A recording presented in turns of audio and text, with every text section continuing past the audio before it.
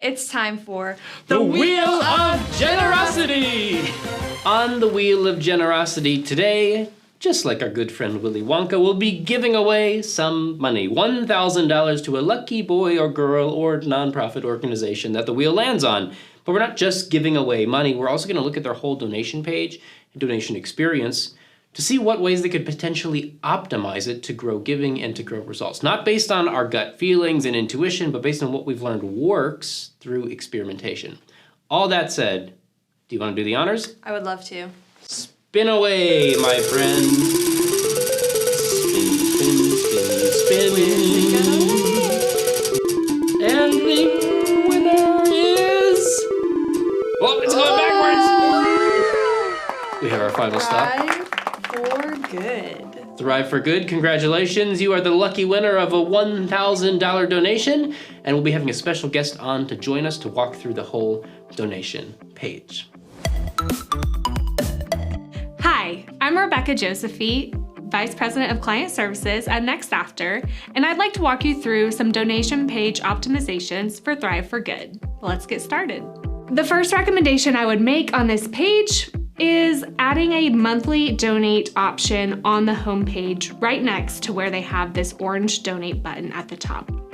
There are other places where they talk about monthly giving, the importance of it, and the option, but it's not presented with the same weight as it is to give a one-time gift by clicking the donate button from the homepage. The second recommendation I would make is around testing the value proposition next to the form itself. So there are a few sentences here, but they don't sound like something you would say to someone out loud who is considering making a donation. So we would love to test making this value proposition sound more conversational, sound like a real human, authentic conversation, and change the structure of these sentences to flow more naturally together.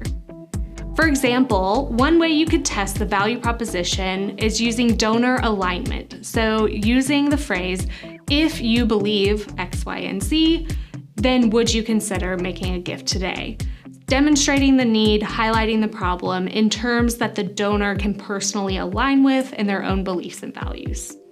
For example, one of the sentences on the donation page says that life gardens have a 10x return on investment. That's great, but if I don't know what a life garden is, why it exists, and what problem it's solving, it's a little harder for me to make the decision to give if I don't fully understand what it is I'm supporting. On top of that, most of the communications around the problem that the donor is able to solve by making a gift is communicated elsewhere on the web page. It's all included on the homepage of the website and other places, but it's not here on the donation form where the donor is actually making that decision. So adding some context around what problem exists, how the donor's gift will be used to solve that problem could be another way to enhance the value proposition directly on the form while the donor is considering how much to give and if they want to give. Then looking at the form itself, we won't spend a lot of time here, but I did want to point out one opportunity for testing is that the language used on the left-hand side of the page starts with asking for a gift of $15, but when we look on the right-hand side of the page, our gift array actually starts at a $200 array and moves backwards down to a $15 ask.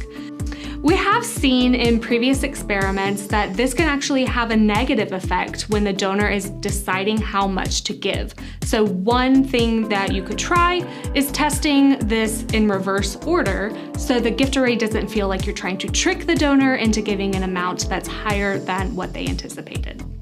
So I hope you've enjoyed these recommendations. Just keep in mind, the donor is the expert, I am not. So please take these ideas and test them before implementing them.